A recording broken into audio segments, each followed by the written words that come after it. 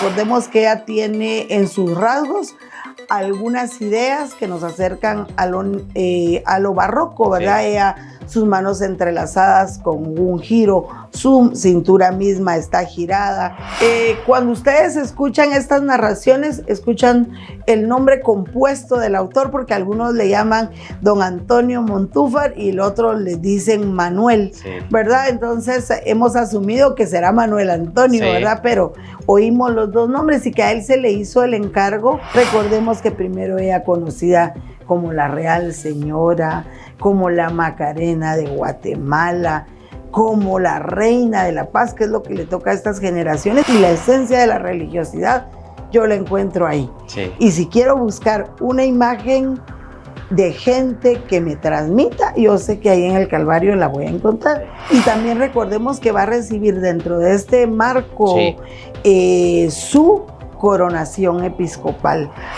Nuestras imágenes de pasión. Digital.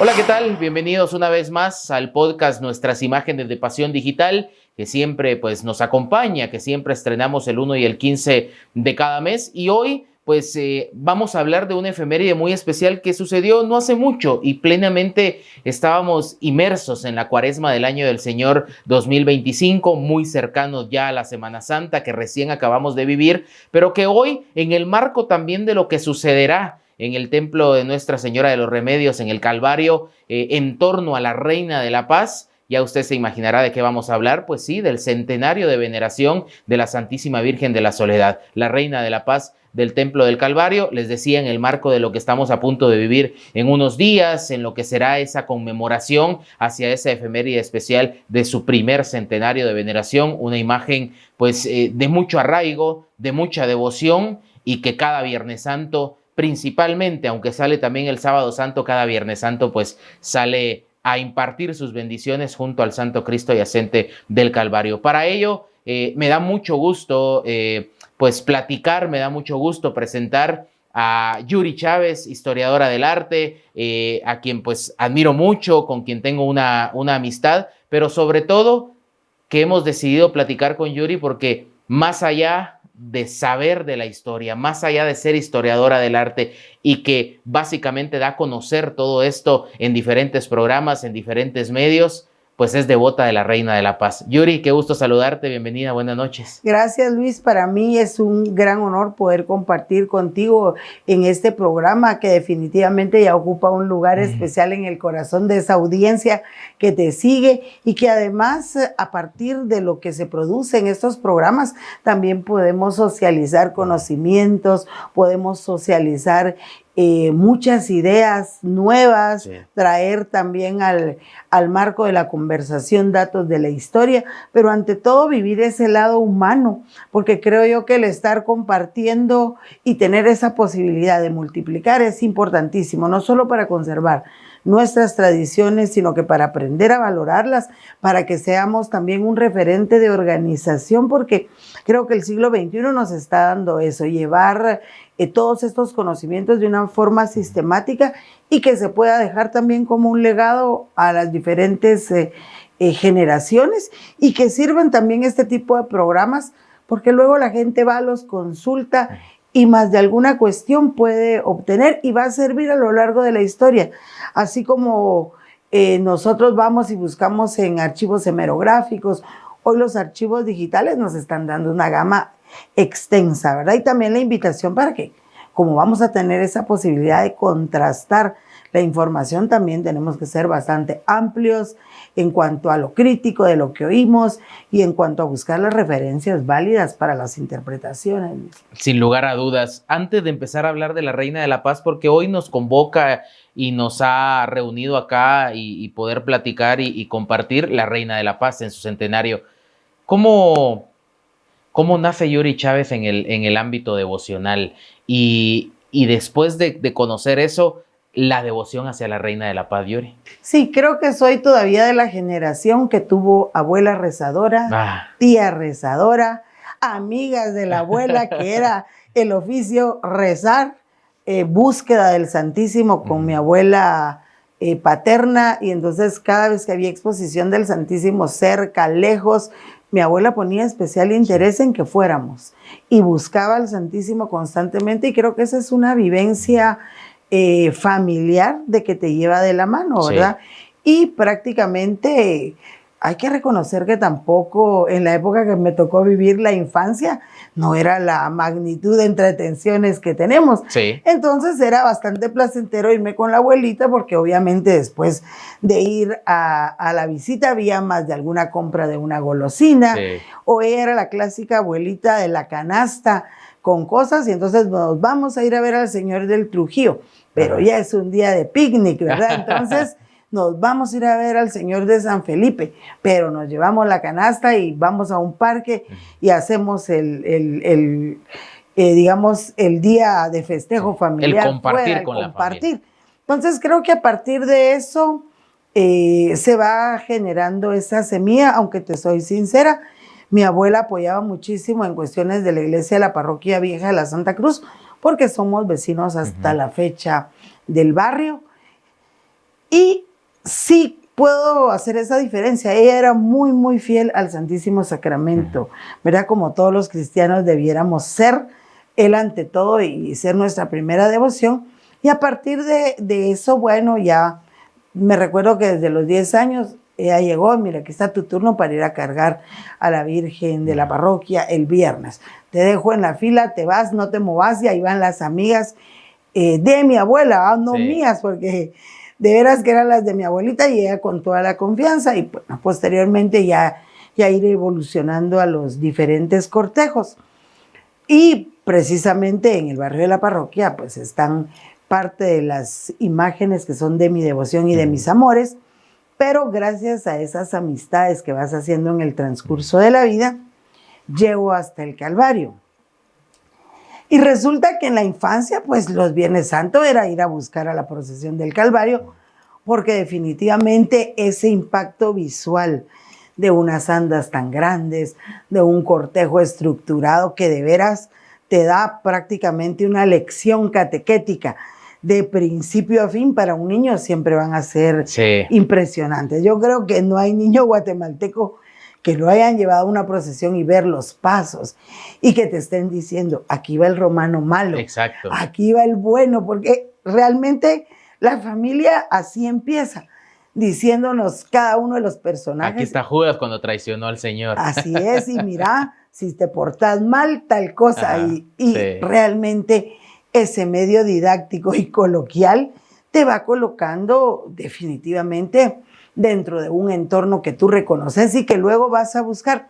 Yo tengo muy presente un día Viernes Santo que hubo lluvia, y fíjate que todas las imágenes del Calvario iban colocadas sobre un cojín rosado, plisado, y nosotros corriendo de un lado para el otro, y yo tratando de quitarme lo que me habían puesto porque quería seguir la procesión, ¿verdad? Que son esas anécdotas que te van quedando, y finalmente ahora ya no solo busco la historia, sino que la he vivido, ¿verdad? Y como te contaba posteriormente, en el 2006, 2007, 2008, tuve un acercamiento porque algunos amigos apoyaban al grupo de damas del Calvario, y fui invitada para poder ser parte de la hermandad y además conducir el programa Reina de la Paz, que yo calculo que fueron más de tal vez unos 90 programas en diferentes momentos de ese grupo generacional que estuvo ahí, pero además para ese momento se había pensado en dar un seguimiento y soporte a las damas en otras áreas, y una de mis especialidades es la psicología. Entonces habíamos empezado a armar talleres, por ejemplo, de autoestima, talleres de superación, y de esa época tengo muy, muy buenos recuerdos. Y siempre voy a decir que una señora se me acerca y me dice, era parte de la hermandad cercana, y llega y me dice, mira, yo no sé leer, me dice, no sé escribir, pero si tú me orientas, yo lo puedo hacer, y aquí están mis manos para servir a la Reina de la Paz. Uy, qué lindo, te juro eso, que ¿no? Todavía me mueve ese testimonio. ¿Qué es lo que se vive en el Calvario? Gente que va y de veras pone su ser al servicio de la Reina de la Paz. Y hasta el día de hoy, ahora que comentas eso, Yuri, me viene a la mente las palabras de este poema, ¿Cómo vas a saber? ¿Cómo explica uno cuando alguien no conoce esto y no sabe lo que uno siente cuando ve a su imagen de devoción? No se puede explicar. Sí. Ahora que me decís eso, lo que nos mueve la imagen de nuestra devoción, porque al final de cuentas uno sabe que es una obra de arte, uno sabe que es una escultura, pero el ser humano necesita tener tan tangibles las cosas. Uno no puede ver a Dios, pero cerca de su imagen de devoción uno se siente cerca de Dios, cerca de la Virgen, cerca de Jesús, y eso uno no lo puede explicar con palabras. Sí, definitivamente, y es que eso es lo que hace grande este proceso que nosotros vivimos en Guatemala, sí. Porque no es solo como ir y participar con cero afecciones, sí. Porque desde un año antes recién acabas de dejar la almohadilla cuando ya estás pensando, el otro año tengo que hacer esto, sí. Voy a vivir este proceso. Y es un antes, un durante y un después que se te prolonga a lo largo de tu ciclo, ¿verdad? Sí. Y que precisamente nuestra religiosidad tiene esa característica, que ha estructurado el calendario de acuerdo a esos momentos para motivar a la feligresía. Pero nosotros que estamos inmersos, que participamos y que vamos y que tenemos el contacto con la gente al interior de los cortejos procesionales de las hermandades, vemos claros, vemos oscuros, pero creo que lo que te mantiene también es ver esa claridad de muchas personas que efectivamente decís, ahí está la devoción plena, pura, y que es lo que vale la pena que todos vivamos, que rescatemos y que nos hacen estar con nuestras imágenes de devoción. Sí. Yuri, vamos a hablar directamente ya de lleno, después de conocer un poco de esos inicios en el mundo devocional tuyos, tu acercamiento con la Reina de la Paz, con el Templo del Calvario en general. Hablemos de la Reina de la Paz para meternos de lleno en ese tema del centenario de su devoción, el centenario de su veneración y cómo fue apareciendo la Reina de la Paz y ganándose ese espacio en ese santo entierro junto al Santo Cristo Yacente del Calvario y que hoy ya cuenta una historia de 100 años. Así es, yo creo que tenemos que tener también un referente y es que el venirse a la Nueva Guatemala de la Asunción fue un reto para todas las comunidades que llegaron acá. Recordemos que más o menos en el año 1776 se abre la posibilidad y todos se tienen que venir aquí de una u otra manera. Al Calvario le toca algo interesante porque va a ser uno de los templos que va a quedar fuera, por decirlo así, de este sistema estructurado del que hoy conocemos como centro histórico y que realmente en nuestra visión está hoy como una cuadrícula plana, pero realmente no lo fue así. Hubo que en algunos momentos rebanar montículos, alinear espacios. El mismo Templo del Calvario que daba al final de lo que hoy conocemos como Sexta Calle era un montículo llamado del Cielito, que posteriormente va a tener también ese espacio de la Mate cerca. Pero ¿cuál es por qué te traigo en este momento esa relación? Porque el Calvario se está desarrollando en un punto donde también va a servir como de espacio para, en el momento que la revolución liberal y muchos de esas ideas del liberalismo atentan contra la religiosidad católica, ellos van a lograr tener dentro de su templo un abrigo para diferentes imágenes. Ahí tenemos la escultura de Jesús que hoy procesionan, pero que sabemos que procede de Salamá, que hay imágenes que eran de la orden terciaria que fueron resguardadas ahí y que como ahí tuvieron culto fuerte, pararon siendo parte del legado del templo que hoy conocemos como el Calvario. Si vamos y damos hoy en siglo XXI una visita por el Calvario, vemos que tenemos imágenes de diferentes temporalidades, tenemos unas bellísimas también dolorosas, de estofe, el conjunto al que le llamamos la Piedad, que está colocado en un lateral del altar mayor. Pero de veras que el Calvario es un relicario de muchas imágenes diversas, de diferente temporalidad, pero que también nos debe mover a analizar que era un punto muy importante en las afueras, pero donde se desarrolló una labor económica fuerte.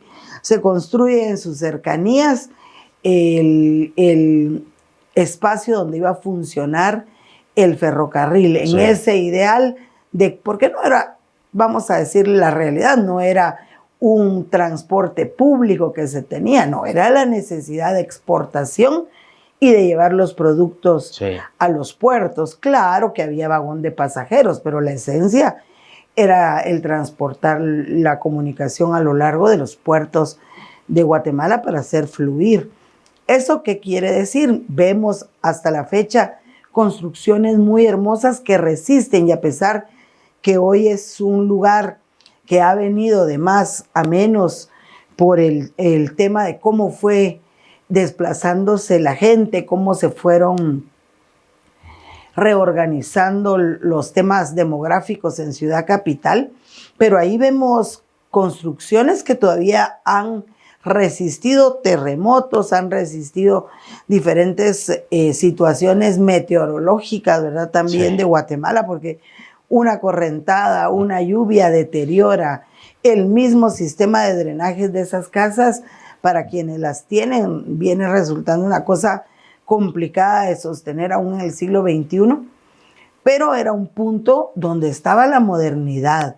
Cuando el ferrocarril es uno de los elementos de transporte nuevos, visionarios, los pasajeros llegaban y tenían obligadamente que pasar, pero era una población que requería de un templo para asistir, y de ahí también la necesidad que haya toda una serie de imágenes que nos cuentan una historia catequética. Y en ese, digamos así, contexto se van a ir formando estas devociones, porque si bien es cierto, estamos celebrando esta efeméride de los 100 años de la bendición del conjunto escultórico de la Reina de la Paz, más de los santos acompañantes. ¿Por qué? Porque ya había un Cristo yacente que, para que el discurso esté completo, hay que acompañarlo de todas las imágenes que van a ser el soporte de ese medio didáctico, ¿verdad? El Señor, los santos acompañantes, su madre, y no podemos escapar que hay muchas esculturas que pudieron haberse desaparecido en ese discurso, que pudieron haberse cambiado de lugar, pero que la base ya estaba colocada dentro de un templo que era de paso. Eso también le daba actividad económica, porque un pasajero va, llega, puede ofrendar. Hay muchísima movilidad ahí de personas, de fe, de economía, y hasta la fecha lo vemos, porque siempre hay gente en el Calvario.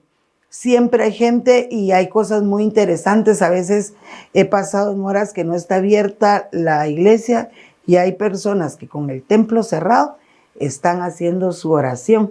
Para quienes no son muy madrugadores, pero alguna vez quieren ver esa experiencia, en el Calvario todavía se ve. Gente que pasó, pasa a dar gracias y se va. Los comerciantes de los alrededores también son un fiel a la institución, y las misas están abarrotadas, aunque no tenga un barrio que le soporte, digamos, porque las viviendas como tal se han dispersado mucho. Entonces, en este entorno va creciendo esa necesidad de complementar, ¿verdad?, el discurso catequético a través de la adquisición de unas imágenes que conformen toda esa escena del momento de llevar, digámoslo así, al difunto a su lugar donde va a reposar. Y en muchas de las fotografías también vemos que los santos entierros eran precisamente eso: la madre al frente, los discípulos atrás, y quien representa al Cristo yacente atrás, porque ese es el sentido de un entierro, ¿verdad?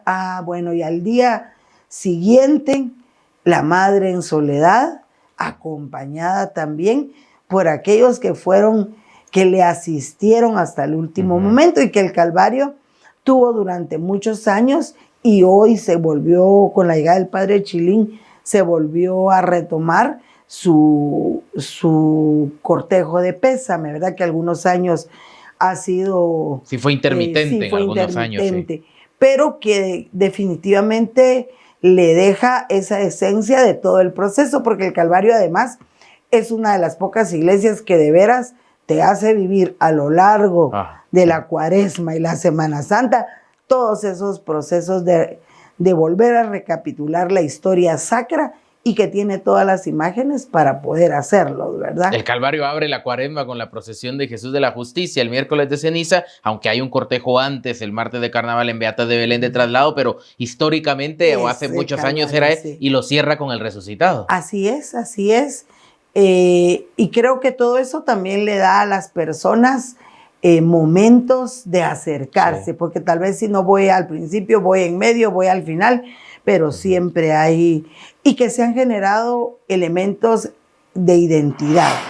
Quiero invitarte a que te suscribas a nuestro Spotify, Nuestras Imágenes de Pasión Radio. Ahí podrás revivir todos los programas de radio y todos los episodios del podcast Nuestras Imágenes de Pasión Digital. Recuerda, síguenos en Spotify, Nuestras Imágenes de Pasión Radio. Te espero.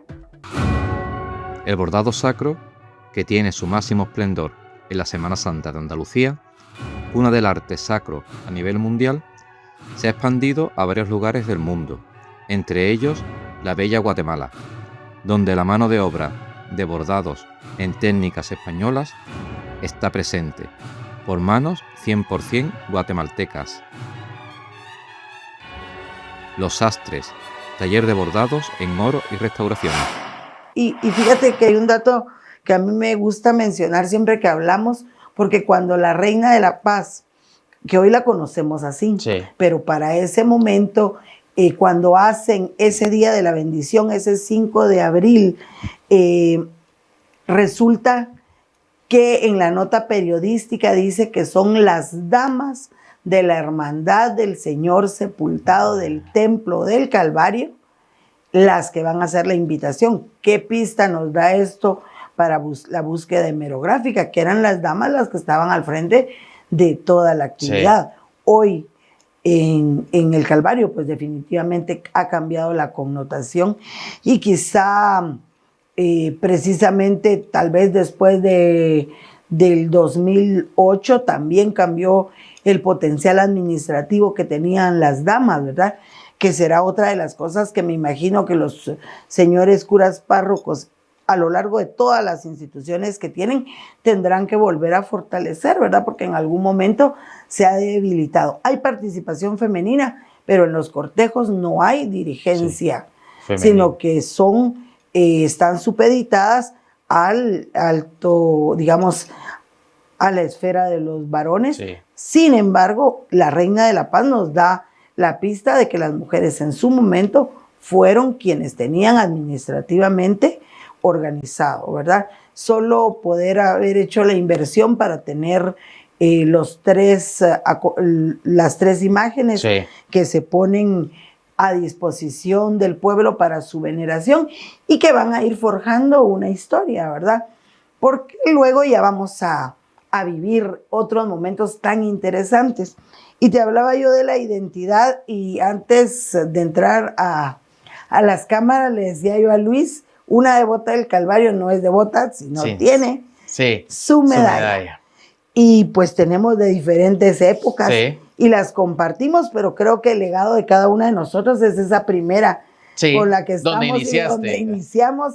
Y hoy, aunque tengamos la nueva versión, pero siempre guardamos esos elementos de la identidad. Y en el Calvario, el luto riguroso, desde las niñas, porque hoy vemos, es bastante tierno, me parece a mí, porque en todos lados dirían, ay no, las niñitas de blanco. Pero en el Calvario las nenas van con riguroso negro, y eso también te impresiona. Crea identidad. Y también crea identidad. Yo, dentro del trabajo como docente, también voy a saludar a mi alumna Paula Díaz. Ella desde nenita la vive ahí en el Calvario. Hoy es una señorita y sigue devotamente. Estamos hablando que ya tendrá un proceso de 17 años de estar recibiendo esa carga, porque al final de cuentas es una carga y responsabilidad de que si es devota, sigue los lineamientos. Y esos lineamientos que precisamente se van a empezar a formar con mucha mano férrea en los años 50, ¿verdad? Sí.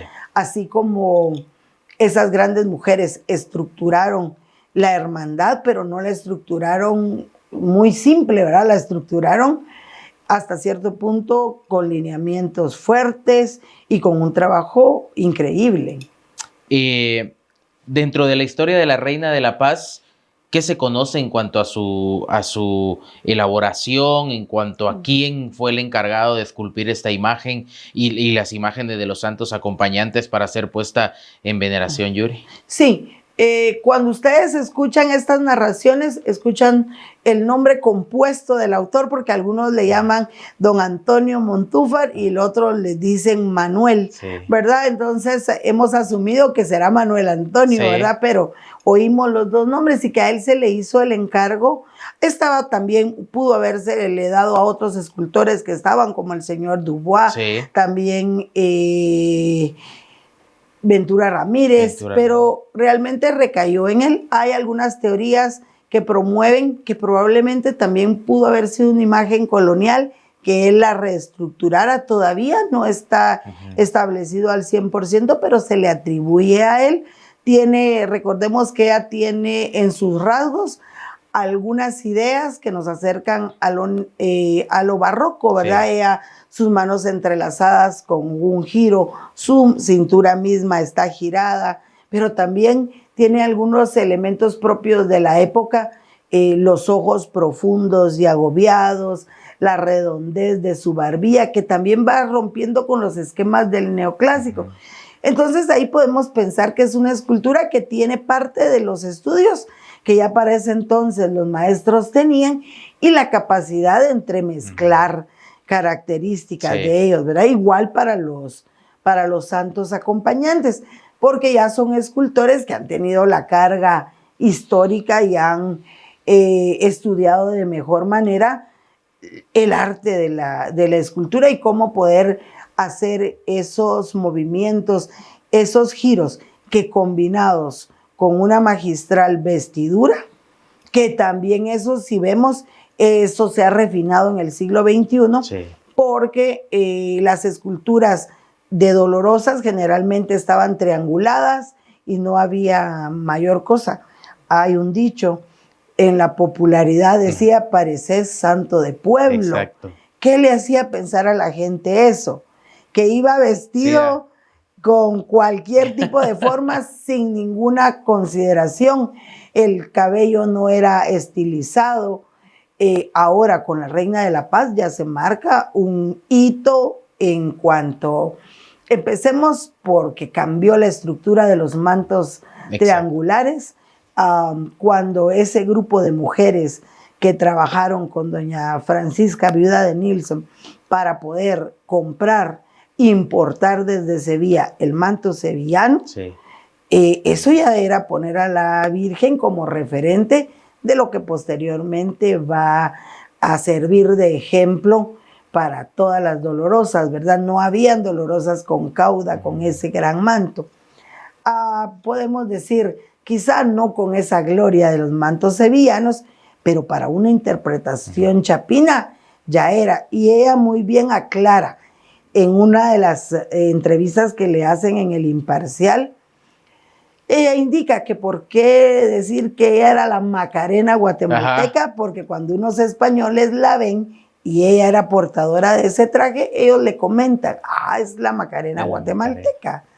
Ese es el manto de la noche estrellada que le llaman, noche estrellada, sí. Que se trabajó con el aporte de las mujeres, haciendo rifas. Ella también en las anécdotas, doña Francisca cuenta que se iban a Esquipulas a traer rosarios, porque resulta que la manufactura de muchas cosas antes no era citadina, sino que iba uno a visitar Esquipulas y te traían las imágenes, porque allá se concentraban más esas artesanías de carácter popular, pero muy bien hechas, ¿Por qué? Porque siendo Esquipulas un punto de conexión también con El Salvador, recordemos que aún en los pastores de Navidad, aquí venía un cierto grupo de artesanías salvadoreñas que eran de muy buena calidad y que se intercambiaban. Entonces esos artículos también de la venta religiosa, hoy pues todos eran de plástico y de diferentes formas, pero Esquipulas era un productor de artesanías de buena calidad y que se iban a traer y a la gente le gustaba comprar las cosas que venían de Esquipulas, las medallitas, los rosarios,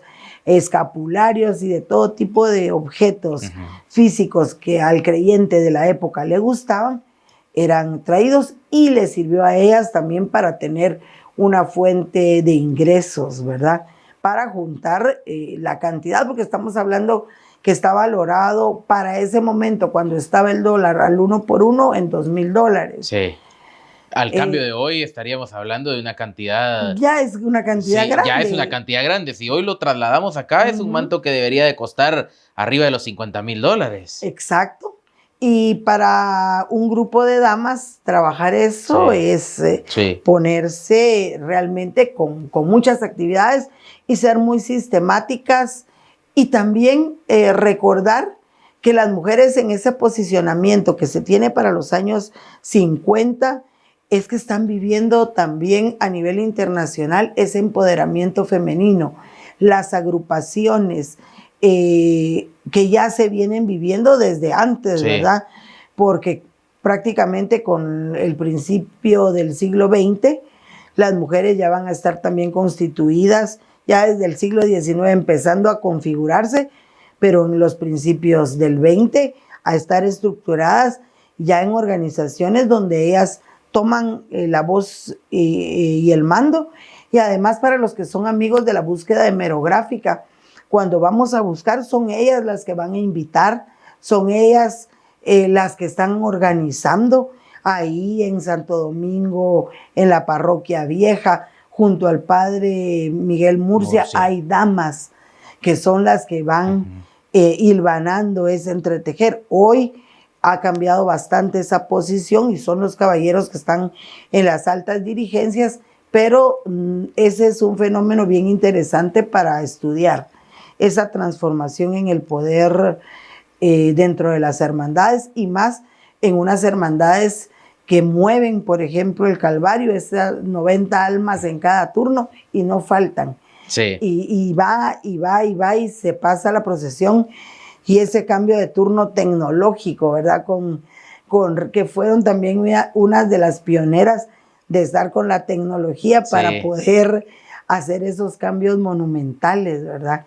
Y señoras trabajando, justamente en esa época que te digo que yo compartí, ellas quitando las almohadillas, con sus clavitos colocándolas.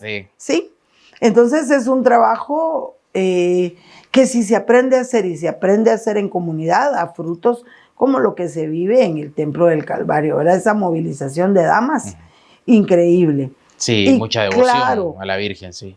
Sí, y que permanezcan ahí.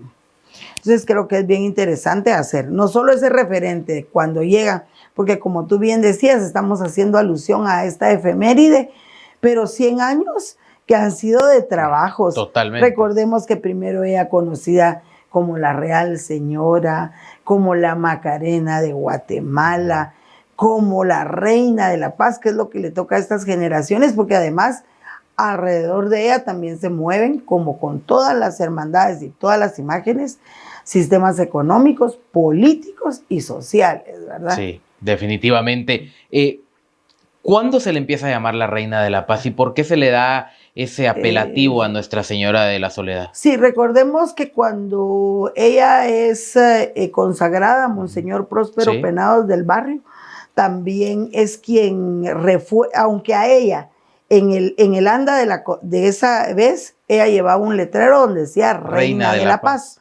Sí. 1989, ¿no? Sí. Y resulta que también está coincidiendo con ese proceso. Recordemos que estamos en conflicto armado, ya en las digamos, en los procesos de negociaciones y más, y era necesario también pedir por esa paz, y creo que el vínculo se va a ir haciendo fuerte, ¿verdad?, entre la necesidad de pedir y tener una imagen representativa también de ese deseo.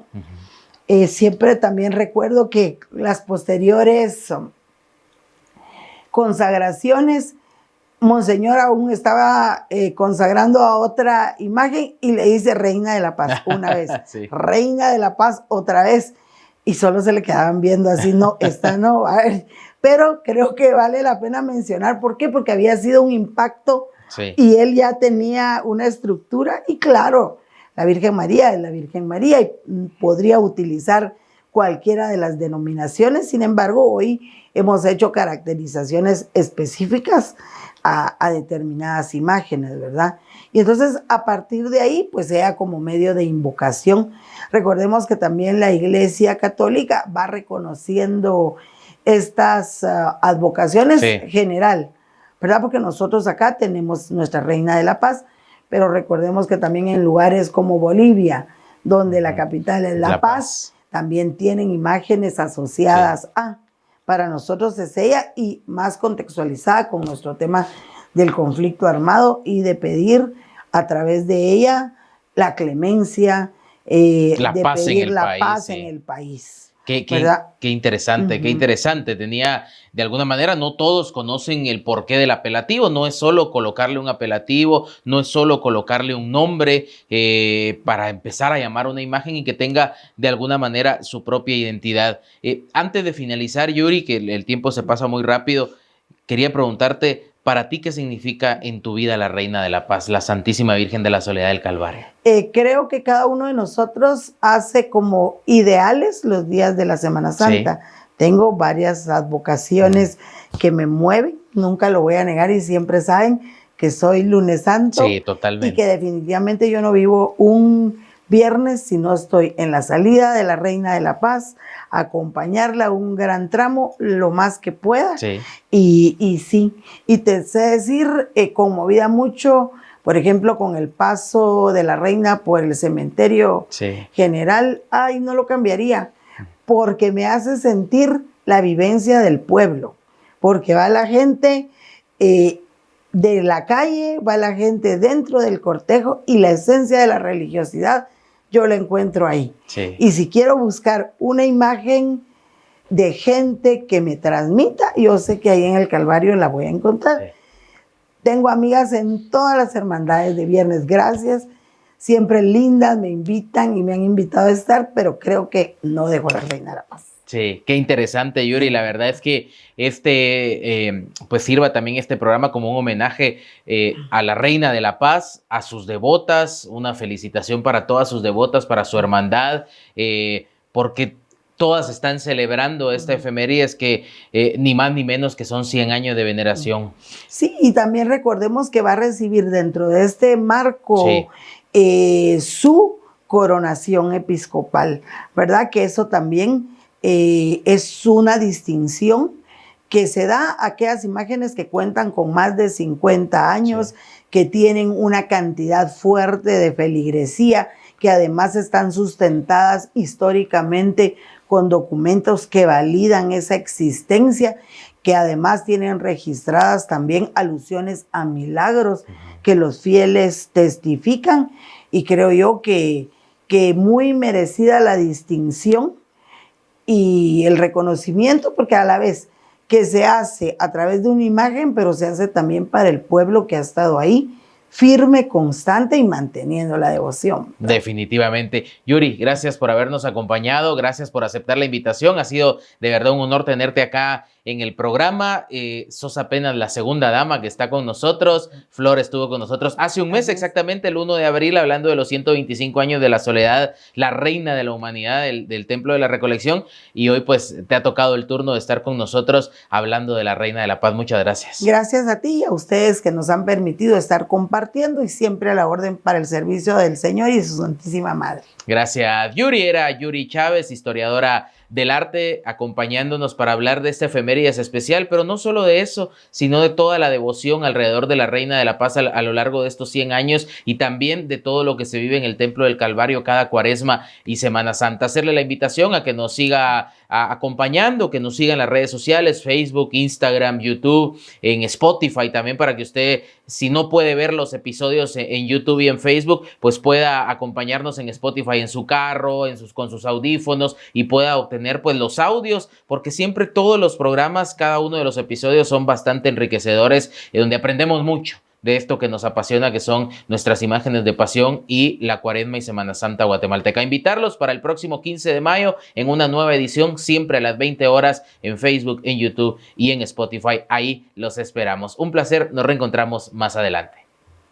Eres clemente, eres piadosa y es poderosa tu protección,